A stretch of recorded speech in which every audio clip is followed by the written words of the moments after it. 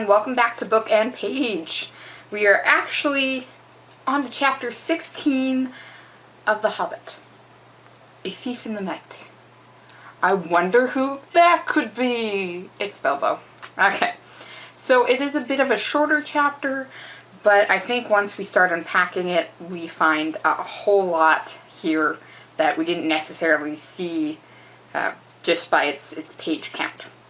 Okay, so summary-wise, Thorin is still trying to find the Arkenstone, which we know Bilbo has, and despite winter coming fast, he is unwilling to talk with Bard or the elves, because he knows Dane is about 2 days away.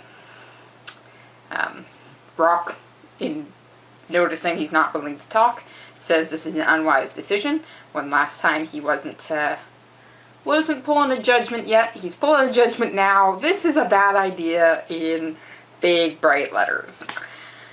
Bilbo chats with Bombur about food and good company and drink before offering, I'm not going to be able to sleep, so why don't I take your night shift? And Bombur's just like, yeah, okay, sure, thank you. You're a really good person.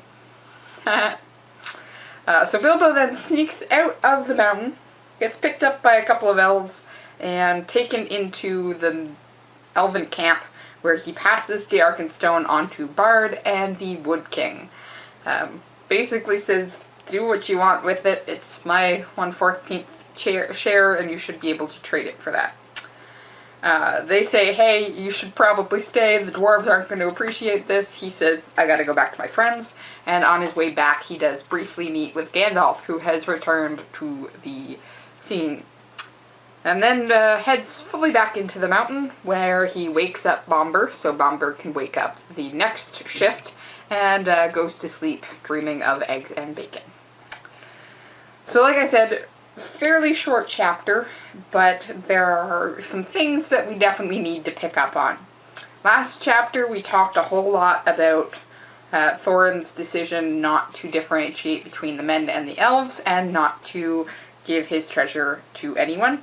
But this issue is actually growing significantly when you take a look at how he's reflecting in this chapter. Yeah, it's not a good plan, because Thorin's just like, it's a desolation, right? And he says, well, that army out there isn't going to be able to stand the winter in that desolation, because no one has supplies, and winter's coming. And, I mean, statistically this is often a consideration when it comes to war. Winter campaigning is usually not a thing, and all the better if your enemy doesn't winter well. They don't have good supplies, their men get sick and die, things like that. So, I mean, war-wise, yes, for Thorin. Except he's not just doing this to the enemy army. He is literally doing this to Dane's army as well. Like, this willingness that we are going to sit in the mountain and you can sit out there and starve,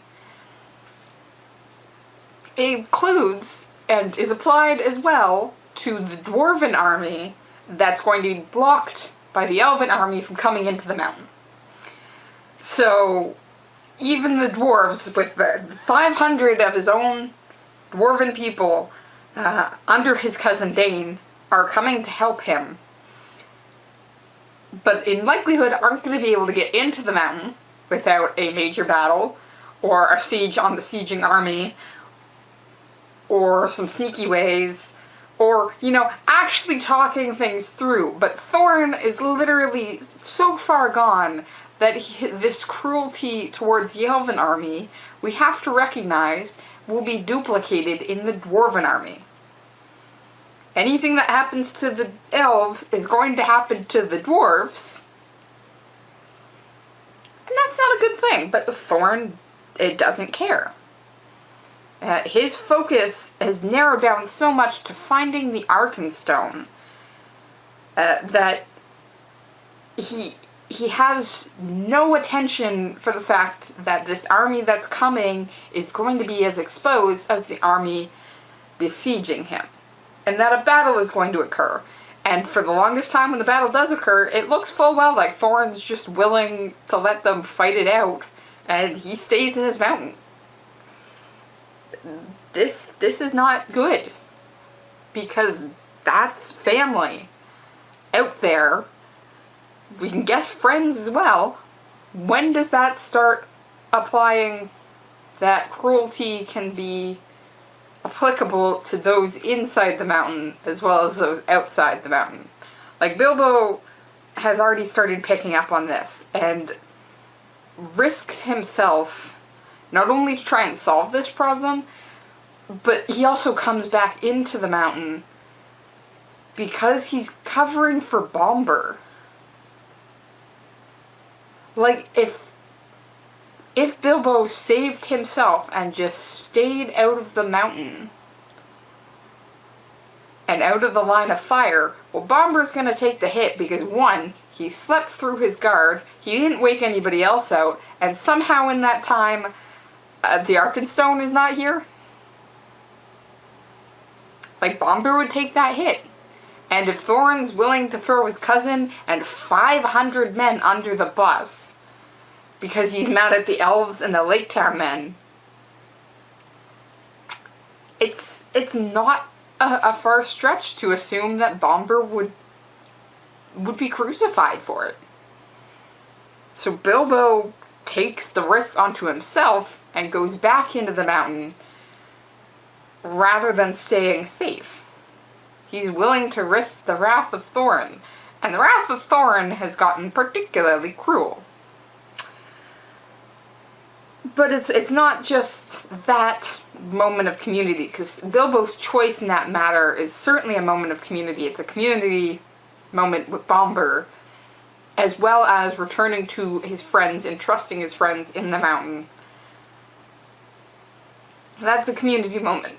It's interesting because we're actually watching Bilbo, for the most part, reconstruct community in this chapter.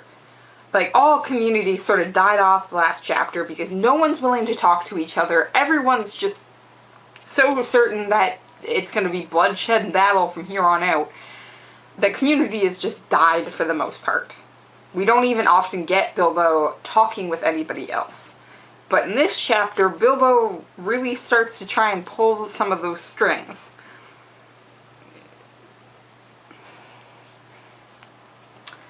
Because he starts not just with the dwarves, though we see the dwarves.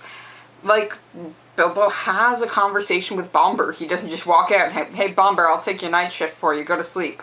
Like, they have a brief conversation where you get the sense that Bilbo here is not on his own about, this might be a real bad idea. Bombur might be unwilling or unable to go against Thorin, but you certainly get the sense that he's not a sycophant about all of Thorin's decisions. Like he is like, this isn't gonna turn out for the best. Well, this is not gonna turn out for the best. But that's not just what they focus on. Like, Bilbo mentions that he misses feeling grass in his garden, and they talk about food and drink. So it is this recognition that community continues to exist outside this non-community destruction of war that they're facing down. The grass still grows, there's still good food and good drink and good company. So we have a brief moment where these two people connect with each other, which allows really Bilbo to be committed to his next steps. Because, again, morally, we've got this weird thing with the Arkenstone about Bilbo taking it, and it's even brought up in this chapter where they're just like, by rights, do you have this? And he's like,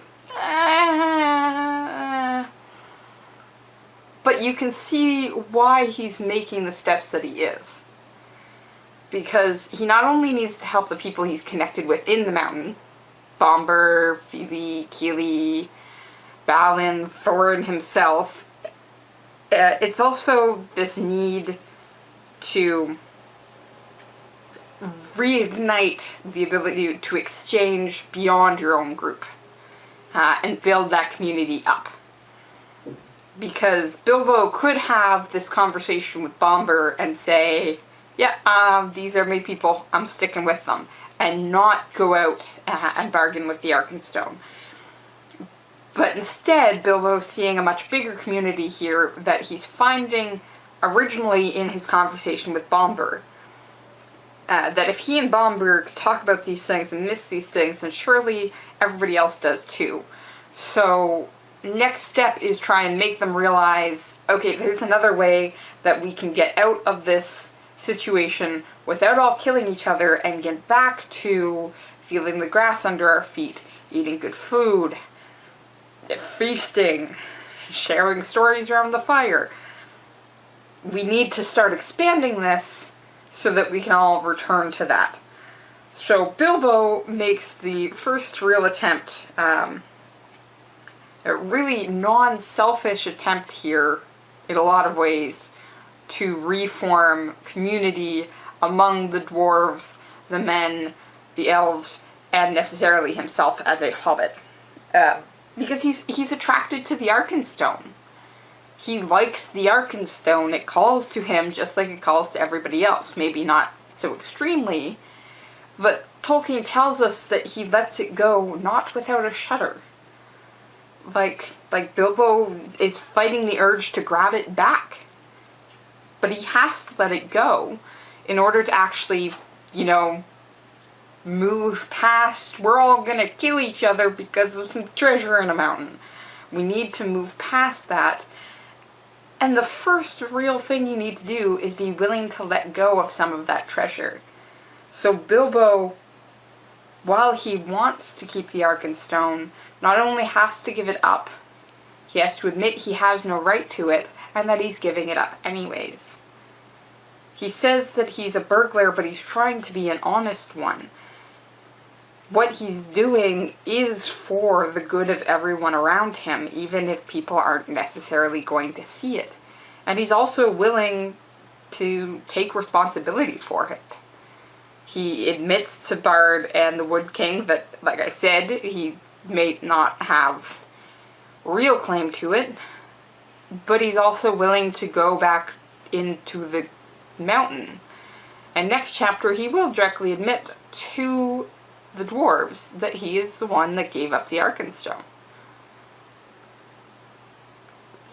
Bilbo here, by exchanging something, and exchanging something really for nothing that he's going to directly gain, except maybe saving these people and letting everyone return to a much simpler lifestyle,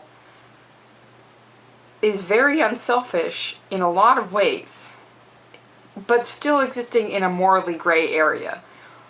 But maybe not as morally gray as everybody else literally just deciding they're gonna kill each other. Bilbo has a conscience. He's trying to be an honest thief, if a thief is what he is. And he's trying to stop some really terrible things.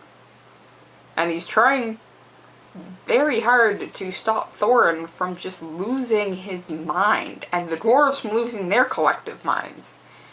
Because this isn't about 14 people anymore. The smallest number, concrete number that we get is 513 dwarves. That doesn't include Bilbo, as a hobbit, Gandalf, who's here, the Wood King, Bard. How many elves are in that army, and how many men from Lake Town have come? The smallest number of people that this decision might save is 513. It possibly gets smaller next chapter because there's something else that we're not aware of yet, but in Bilbo's mind, 513 is the smallest number that he's going to save by admitting that he's making a wrong decision, but he has his reasons for it. Only Thorin could figure that out. Well, yeah, next time we realize there's another army or two coming at us. Oops. I'm gonna keep reading, and I hope you do too. See you next time.